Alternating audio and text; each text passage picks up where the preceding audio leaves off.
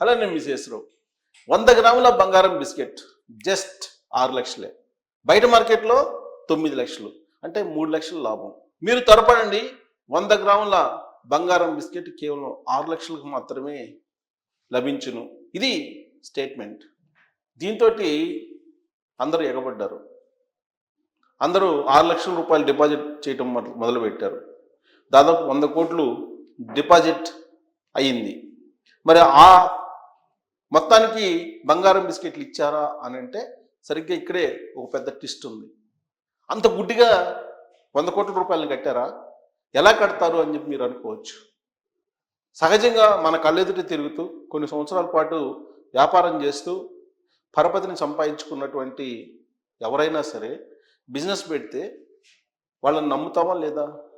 అలాగే నమ్మారు. పెరుమాళ్ళ రాజేష్ అన్న అతన్ని, ఎవరు, గుంటూరు జిల్లా పిడుగురాళ్ళ, ఉమ్మడి గుంటూరు జిల్లా పిడుగురాళ్ళ అక్కడ ఉండేటువంటి పెరుమాళ్ళ రాజేష్ అన్న అతను బేసికల్గా మిర్చి వ్యాపారి.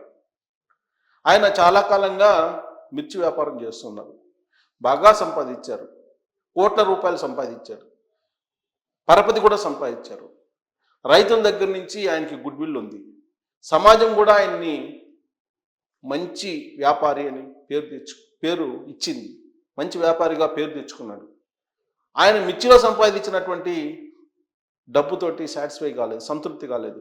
ఇంకొక బిజినెస్ ఏదో చేయాలని చెప్పి ఆలోచించాడు. వెంటనే ఆయనకు తట్టినటువంటి ఆలోచన బంగారం వ్యాపారం చేయాలి అనే ఆలోచన వచ్చింది. అందుకే ఇప్పుడున్నటువంటి రేట్ల ప్రకారం బంగారం ఇప్పుడు 10 గ్రాముల బంగారం వచ్చేసి 90,000 దాటిపోయింది. తక్కువ రేటుకి ఇస్తామంటే ఎవరైనా ఆశపడతారు కదా. అందులో బిస్కెట్లు ఇస్తామంటున్నారు. 100 గ్రాముల బిస్కెట్ కేవలం 6 లక్షలు అని అంటున్నారు. మామూలుగా బయట మార్కెట్లో ఇప్పుడు ఉన్నటువంటి దాని ప్రకారం చూస్తే కనుక 9 లక్షలు పైగా ఉంటుంది అది 100 గ్రాముల బిస్కెట్. మరి 3 లక్షలు తక్కువ వస్తున్నప్పుడు ఎవరైనా ఆశపడతారు కదా. అలానే ఆశపడ్డారు. 6 లక్షల రూపాయలు డిపాజిట్ చేశారు.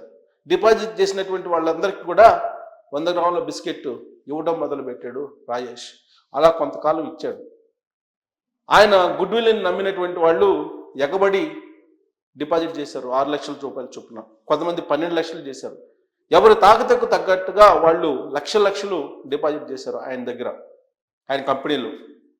ఆయన వ్యాపారాన్ని విస్తరింపజేశారు. బంగారం బిస్కెట్లు కొంతమందికి తీసుకొస్తున్నారు. మొదటి విడత అంతా అయిపోయింది. డిపాజిట్ చేసిన మేరకు అందరికీ బంగారం బిస్కెట్లు ఇవ్వడం జరిగింది. ఆ మొత్తం డిపాజిట్లు 100 కోట్లు అయ్యాయి. 100 కోట్లు అయిన తర్వాత ఆయనకి టార్గెట్ గుర్తొచ్చి ఉడాయించేశాడు.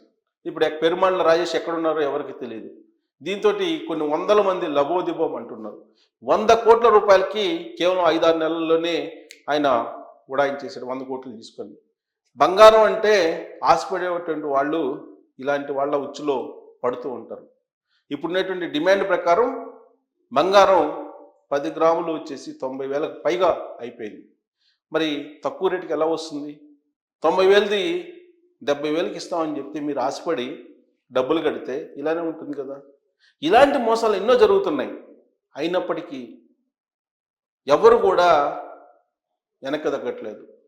మళ్ళీ ఇంకొకళ్ళు ఎవరు వస్తారు, మరొక రాజేష్ ఇంకొక స్కీమ్ పెడతారు, మళ్ళీ డబ్బులు కడతారు, మళ్ళీ మోసపోతారు.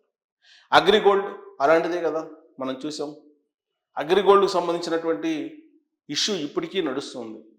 ప్రభుత్వాలు టేకప్ చేసినప్పటికీ కూడా ఇప్పటికీ కూడా ఎవరైతే డిపాజిట్స్ ఉన్నారో వాళ్ళకి న్యాయం జరగల. అలాగే చిట్టి వ్యాపారం, ఈ మధ్యకాలంలో చిట్టి వ్యాపారాలు ఎక్కువైపోయినాయి. వీధికి ఒకటి ఉంది, వీధికి ఒకటి కొన్ని వందల మంది అనఫిషియల్గా చిట్టి వ్యాపారం చేస్తున్నారు. వాళ్ళకి లైసెన్స్ ఉండదు. జనరల్గా లైసెన్స్ ఉండాలి చిట్టి వ్యాపారం చేయాలంటే, లేదా వడ్డీ వ్యాపారం చేయాలన్నా కన్నా లైసెన్స్ ఉండాలి. ఎవ్వరికీ లైసెన్స్ ఉండదు. కేవలం పరిచయాలు, ఆ పరిచయాల కారణంగానే ఆ చిట్టీలు కడుతూ ఉంటారు. వాళ్ళు చిట్టీలు సాగుతూ ఉంటాయి. ఒక చిట్టీతోటి ఆ చిట్టి నిర్వాహకుడు కామ్గొండు, ఒక చిట్టి అయిపోయిన తర్వాత ఇంకో చిట్టి వేస్తారు. ఇలా ఒక 5-6 చిట్టీలు ఆయన వేసుకుంటూ పోతూ ఉంటారు. కమిషన్ వస్తుంది కదా అని చెప్పి. ఆ తర్వాత చేతులు ఎత్తేస్తాడు ఒక ఫైన్ మ్యాన్. కారణం ఏంటంటే చిట్టీలో ఉండేటువంటి 20 మందో 30 మందో, ఆ 20 మందో 30 మందిలో ఒక్కళ్ళు ఎగ్గొట్టినా చాలు, ఆ చిట్టీలో మొత్తం క్లోజ్ అవుతుంది. కొన్ని రోజుల పాటు అలా రన్ చేస్తారు. ఆ తర్వాత ఒకేసారి చేతులు ఎత్తినటువంటి సందర్భాలు ఈ మధ్యకాలంలో 4-5 బయటకు వచ్చాయి, ఒకటి కాదు. సో ఇలాంటి పరిస్థితుల్లో కూడా డబ్బు ఊరికినే వస్తుంది కష్టపడకుండా, ఏదో స్కీమ్లో పెట్టేస్తే అలా పెడితే ఇలా వచ్చేస్తుంది అనేటువంటి ఆశ ఇంకా ప్రజల్లో ఎక్కువగా ఉంది. అందుకే ఇప్పుడు బంగారం ఇస్తాం తక్కువ రేటు కంటే ఇచ్చేస్తున్నారు. అసలు ఆ బంగారం ఒరిజినలా కాదా? ఆ బంగారం ఎందుకు ఇస్తాం అంటున్నారు తక్కువ రేటుకి? బయట మార్కెట్లో 9 లక్షలు పైగా ఉంది కదా 100 గ్రాముల బిస్కెట్, మరి ఇతను 6 లక్షలకే ఇస్తామని చెప్పి ఎందుకు అంటున్నారు అనే లాజిక్ని ఎవరు కూడా పరిగణలోకి తీసుకోవట్లా, మిస్ అవుతున్నారు. ఆ లాజిక్ని మిస్ అవుతున్నారు. మిస్ అవుతున్న కారణంగానే ఇప్పుడు ఇలాంటి మోసాలు జరుగుతున్నాయి. హైదరాబాద్లో ప్రధానంగా ఫామ్ ల్యాండ్ అంటున్నారు. ఈ ఫామ్ ల్యాండ్ బిజినెస్ ఎక్కువగా ఉంది. అసలు ఈ ఫామ్ ల్యాండ్ తీసుకున్నందువల్ల నష్టమా లాభమా అని ఎవరు ఆలోచించట్లా. ఫామ్ ల్యాండ్ అనేటువంటి దానికి అసలు ఆథరైజేషనే లేదు. రియల్ ఎస్టేట్ వ్యాపారం చేస్తున్నారు, ఫామ్ ల్యాండ్స్ని ఏర్పాటు చేశారు. దానికి కేసీఆర్ గారు గవర్నమెంట్లో రైతు బంధు కూడా ఇప్పించారు కూడా రైతు బంధు. దాంతో ఫామ్ ల్యాండ్లో పెట్టుబడులు పెట్టారు. 6 లక్షలు, 10 లక్షలు, 12 లక్షలు ఇలా పెట్టుబడులు పెట్టేశారు. మరి దానికైనా ఆథరైజేషన్ ఉందా అంటే లేదు. పోనీ హెచ్ఎండి గుర్తింపు ఉందా అంటే లేదు. పోనీ ఆ జిల్లాకు సంబంధించినటువంటి గుర్తింపు ఉందా అంటే అది లేదు. డిటిడిసి అది లేదు. డిస్ట్రిక్ట్ టౌన్ ప్లానింగ్ గుర్తింపు కూడా ఉండదు. మరి ఎందుకు కొన్నారు, వాటిని ఏం చేస్తారు? దీని మీద మీడియా అనేక సందర్భాల్లో ప్రచారం చేసింది, అయినా కానీ ఎవరు పట్టించుకోరు. మళ్ళీ ఆ ఫామ్ ల్యాండ్స్నే కొంటుంటారు. ఆ ఫామ్ ల్యాండ్స్ కొనటానికి వెళ్ళినప్పుడు వాళ్ళు తక్కువ రేటు ఇవ్వమంటారు, మేము ఎక్కువ రేటుకి ఇచ్చామంటారు. అదే రేటు తీసుకుంటారు, తర్వాత మోసపోతారు. దాన్ని అమ్ముకునే పరిస్థితి కూడా ఉండదు. జస్ట్ ఇప్పుడు ఫామ్ ల్యాండ్స్ ఎందుకు ఉపయోగపడుతున్నాయి తెలుసా? వీకెండ్లో వెళ్ళి ఉండడానికి మాత్రం ఉపయోగపడుతున్నాయి. అంతకు మించి తెలిసిన వాళ్ళు ఎవరు దాదాపుగా కొనుగోలు చేయరు. ఇలా రకరకాల స్కీములు, మల్టీ చైన్ స్కీమ్స్ పెడుతున్నారు. వాస్తవంగా చట్టానికి విరుద్ధం ఇవన్నీ కూడా. అయినప్పటికీ చైన్ స్కీమ్స్ పెడుతున్నారు. చైన్ స్కీమ్స్ పెట్టి ఆ చైన్ స్కీమ్స్లో కస్టమర్స్ని చేర్చుకొని మోసం చేస్తూ ఉన్నారు. ఇప్పుడు అదే జరుగుతుంది. ఇప్పుడు పిడుగురాళ్ళలో కూడా అదే జరిగింది. 100 కోట్ల రూపాయలు తీసుకెళ్ళిపోయారు బంగారం ఆశ చూపి. అందులో ఇప్పుడు నానాటికి బంగారం రేటు పెరుగుతున్నటువంటి తరుణంలో ఈ బంగారం పెద్ద అట్రాక్షన్ అయిపోయింది. తక్కువ రేటుకి బంగారం వస్తుందని కానీ ఇమీడియట్గా కొనుగోలు చేస్తున్నారు. కొనుగోలు చేస్తే పర్వాలే, తక్కువ రేటుకి వస్తుందంటే స్కీమ్లో చేరిపోతున్నారు. స్కీమ్లో చేరి బోల్తా పడుతున్నారు. ఇప్పుడు 100 కోట్లకి ప్లేట్ తిప్పేసి వెళ్ళిపోయాడు. అతని కోసం పోలీసులు అన్వేషిస్తున్నారు. అతను దొరుకుతాడో దొరకడో తెలియనటువంటి పరిస్థితి. ఒకవేళ దొరికినప్పటికీ కూడా 100 కోట్లు తీసుకొచ్చి వీళ్ళందరూ డిపాజిట్ చేసినటువంటి వాళ్ళందరికీ తిరిగి ఇచ్చేటువంటి పరిస్థితి ఉందా అంటే లేదు. ఎందుకంటే మళ్ళీ ఆ కేసు కోర్టుకు వెళ్తుంది. కోర్టులోనేమో ఇప్పటికి తెలియ అవకాశం లేదు. అప్పటి వరకు ఈ కస్టమర్లందరూ కూడా వెయిట్ చేయాల్సిందే. సో ఇలాంటి మోసాలు జరగకుండా ఉండాలంటే ఎవరికి వాళ్ళే అవేర్నెస్ పెంచుకోవాలి. అత్యాశకు పోకూడదు. ఆశ ఉండొచ్చు, అత్యాశ ఉండకూడదు. ఈ అత్యాశ కారణంగానే ఇలాంటి మోసాలు జరుగుతున్నాయి.